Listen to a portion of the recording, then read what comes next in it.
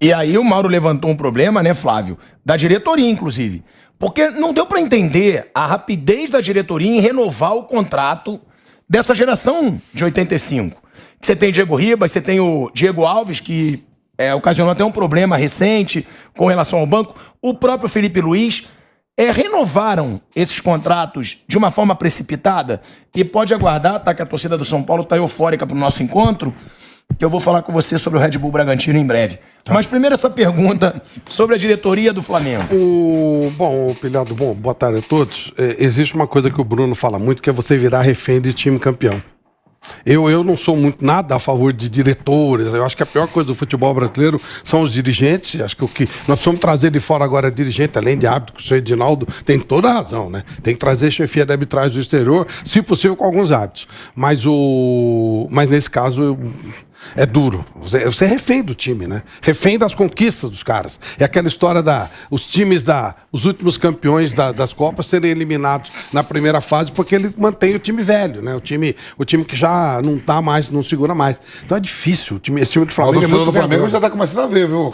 Pois é, mas aí eu tô falando a parte específica da direção, não renovar, é muito complicado. Deveria ser uma coisa mais profissional, né? Profissionalmente, como o Palmeiras fez com o Felipe Melo e com o Jailson. Sim. Mas não é assim que funciona o futebol, né? O Marcos Braz, quando o Gabigol brigava com o Rogério Ceni, ele ia dar beijo no Gabigol, lembra? Uma abraçadinha e tal, não sei o quê. É aquela coisa do torcedor que atrapalha o futebol.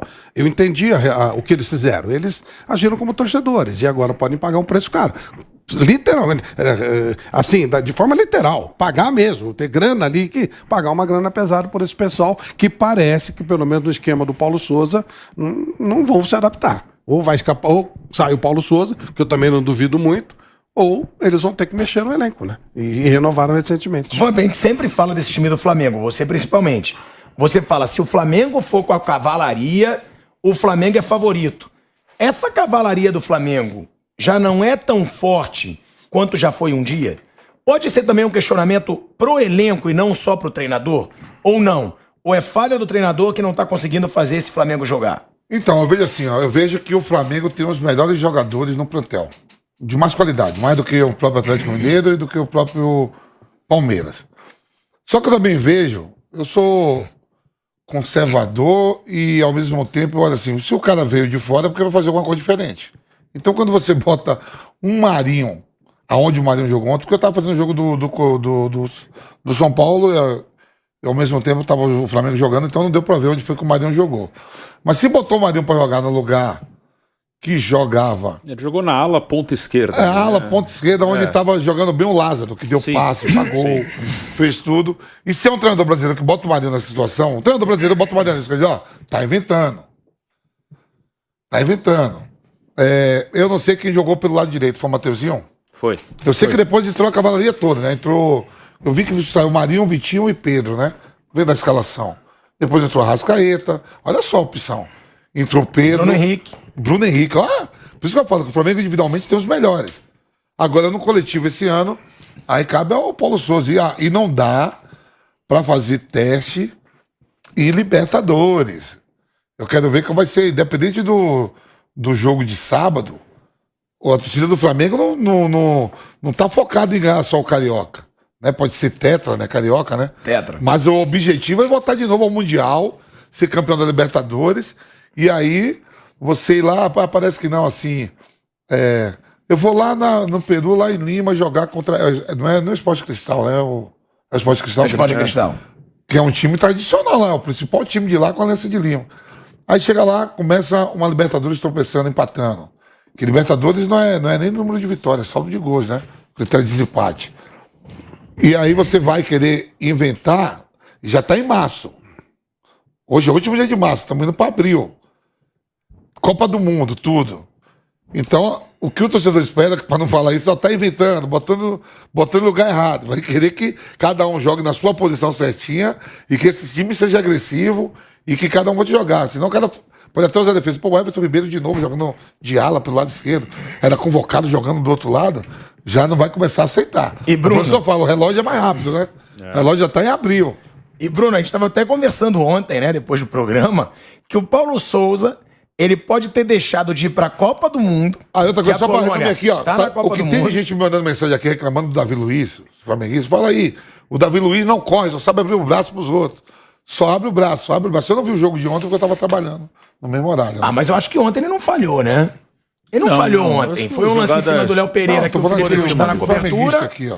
E tem também o lance do William Arão. O Arão armou ataque. O Arão joga armou bola ataque. pra Eu não trás. vi porque o pessoal tá falando que o Felipe Luiz, o Davi Luiz tá muito abrindo o braço e jogando pouco. Não, eu não vi erro do sei. Davi Luiz no jogo de ontem, Eu não não. assisti porque eu tava no Nenhum, mesmo você horário. viu, Mauro? Não. Eu sei que ninguém jogou bem, mas acho que ele foi o pior, não. Teve gente bem pior que ele. E, Bruno, a gente estava falando que o Paulo Souza ele pode ter deixado de ir para a Copa do Mundo, Sim. porque a Polônia tá na Copa do Mundo, para passar uma pressão agora absurda, como a gente lembrou aqui. Não é só o segundo jogo da final. Eventualmente o Campeonato Carioca. Sim, que a gente fala que não vale de Olha nada. a troca do cara. Que Eu gera acho uma mesmo. pressão. Não. Mas a gente fala agora também de Libertadores. Ele tem um jogo aí no meio que é Libertadores. Se ele ganhar, suaviza tudo, se jogar bem. Agora, já é uma pressão. E outra, né? O Vamp falou da cavalaria. Mas você vê, o próprio Gabigol não tá jogando tudo que ele joga nessa temporada. O próprio Bruno Henrique. O Arrascaeta ainda é o cara desse time. Esse elenco do Flamengo pode começar a ter uma queda ou não? Ou é só um começo de temporada? Pode, acho que é um elenco que até o Paulo Souza está começando a modificar, que o time não está andando ainda, mas ele está começando a mexer no time e é necessário, em algum momento é necessário. Os caras, infelizmente, não duram para sempre, né? São jogadores muito bons, vencedores, mas não duram para sempre qualquer um, né? Qualquer atleta de alto nível. Tem uma coisa assim no Flamengo nos últimos anos, né? Desde que esse time foi formado. Quando o coletivo tá bem, todo mundo cresce, todo mundo joga bem, todo mundo joga no seu máximo ou muito próximo disso. Quando o coletivo não vai muito bem, e aí tem uns caras que resolvem, que tiram o coelho da cartola ali. Então no Flamengo, se você selecionar, como o Vamp fala, cavalaria, mas cavalaria bem selecionada. Arrascaeta, Bruno Henrique e Gabigol. Que são os caras que quando o coletivo não tá bem, são eles que normalmente conseguem... A gente já viu vários jogos. O time não jogou bem, o Arrascaeta arrumou um chute de fora e ganhou. O time não jogou bem, o Bruno Henrique deu uma arrancada, fez uma jogada individual e ganhou. Não tá bem, o Gabigol meteu o gol. Esses caras que resolvem jogo. Ontem, 2 deles começaram no banco, né? O Arrascaeta jogou pela seleção do Uruguai na terça, ontem viajou, teve que parar em Buenos Aires, foi um voo difícil ali, né? Aí chegou no dia do jogo, e o Bruno Henrique tá voltando de lesão. Então, o coletivo não tá bem, isso aí tá na responsabilidade do treinador, que ainda não conseguiu encontrar uma maneira de jogar. Jogou 10 dias treinando, né, Bruno? Sim. Só treinando você jogar o Flamengo. E o individual, os caras que tiram alguma coisa quando o coletivo não tá bem, ontem 2 estavam no banco e não estavam na sua melhor condição. Então também teve esse ponto no jogo, né? Mas o time coletivamente ainda não funcionou. Isso é um fato. Acho que o treinador tem que seguir, tem que dar tempo pro cara fazer o trabalho dele. Acho que não adianta ficar trocando toda hora, mas de fato o time ainda não andou. O time ainda tá longe de ter uma regularidade. Em situações assim, eu sempre fico com um pé atrás e uma dúvida. Eu não sei se é o treinador que não consegue ajustar da maneira que ele deseja, ou os outros atores, os jogadores, insistem em não se ajustarem. É essa dúvida que eu tenho. Por isso que aqui fora do microfone, perguntei para o Mauro, falei, Mauro, não tem um cheirinho de arroz queimado aí com relação ao elenco? Eu não sei se claro, o técnico precisa acertar, eu entendo. Mas será que é só o problema dele que não está encaixando? Ou será que os caras que têm que ser encaixados não estão afim de serem encaixados? Eu não sei, eu tenho essa dúvida ainda. Vocês não têm? É uma boa colocação. A gente sabe muito, né, Ivan? Porque tem time que não quer ser encaixado, né? A gente sabe disso. Opa! Não, lógico. Mas vai muito depois do jogo de sábado e o jogo de terça, né? Que é importante. Aí é que a gente vai ver. Libertadores, é o sonho de ser de novo campeão da Libertadores, ir para o Mundial. Eu não acredito que tudo seja jogado fora pelo Campeonato Carioca, né? É que nem o professor fala. É uma pré-temporada de luxo, com imprensa, com público, com torcida, com dinheiro, com renda. A pessoa ficar treinando 3 meses sem nada. Então é teste. Agora, a partir de terça-feira, acabou a brincadeira. Desde que o Jesus foi embora, passaram pelo Flamengo o Domenech, né, o Rogério, o Renato e agora o Paulo Souza. 4 treinadores. Os 3 que saíram do clube, né, 2 demitidos e um não renovou o contrato, eles sempre foram cercados nos momentos críticos com aquelas notícias que vazam, né, assim, há um desgaste, o relacionamento não é bom. É sempre assim. E nessa disputa, os jogadores sempre saem ilesos, né? Por conta justamente da falta de atitude da diretoria e do presidente do clube também, do Landim. Obviamente, ele faz parte, ele é o chefe. Aí vamos buscar um outro para ver se, né, atende aqui as nossas primadonas do elenco, né? Se eles ficam satisfeitos. Porque é evidente, o time correu e tal, tentou. Uma coisa é correr e tentar, o outro é tentar executar aquilo que está sendo treinado, que o técnico está tentando fazer para que as coisas funcionem. Se eles não tiverem toda a boa vontade, né, a coisa não vai funcionar. Não me parece que estão tão preocupados assim, não me parece. Pelo que tem apresentado em vários jogos. E a postura pedante, que eu já falei já há algum tempo. Olha para o Fluminense assim, nós somos melhores, a gente vai ganhar quando a gente quiser aqui, Botafogo, a mesma coisa, Vasco, e aí são jogos difíceis. Isso não é de hoje, isso é muito anterior ao Paulo Souza. Até com Jesus chegou a acontecer, eu lembrei aqui, perderam uma vez para o Fluminense nos pênaltis, Matasse a Rio, com Jesus como técnico, logo depois da pandemia, da parada da pandemia, em 2020, também com esse espírito. E os adversários do Flamengo, eles têm motivação extra, os grandes, os outros três. Por quê? O Flamengo tem mais dinheiro, tem time melhor, o cara já entra e fala, cara, esse é o time a ser batido, a gente ganha desses caras, a gente... Né? E o Fluminense precisa muito desse título, porque não ganha há 10 anos um campeonato, seja o Carioca ou o Brasileiro, ganha uns 2 em 2012. Abel Braga era o técnico ainda, o Fred era 10 anos mais novo, fazia gol pra caramba e tal, né?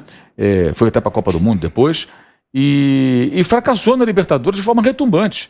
Então o Fluminense precisa muito desse título. O Fluminense vai jogar de novo domingo o jogo da vida. E não tinha o Luiz Henrique ontem, nem o Nino.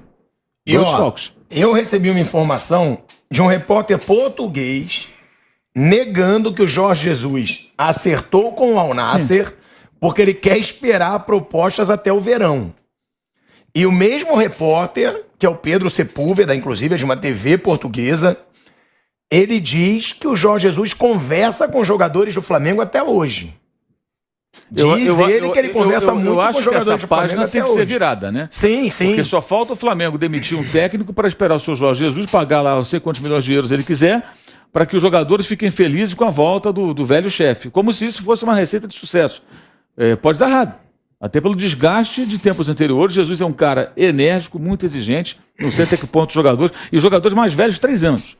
Essa coisa de 2019, Jorge Jesus, os caras têm que virar essa página. Esquece isso, passou. Acabou. Não tem mais. Chega, olha para o futuro.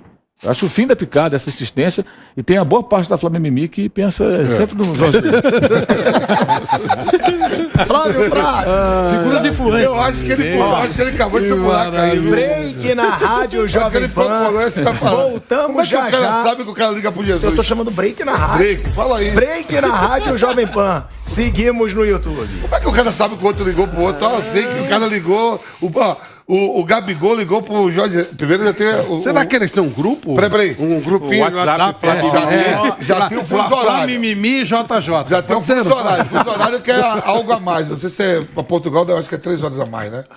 Aí o Gabigol liga pro Jesus meia-noite. Aí o cara, o repórter sabe, o Gabigol ligou ontem meia-noite. Jesus liga pro cara e fala, os caras tá me ligando. Fala. Tem, né? Claro que fala. Tem, fonte também.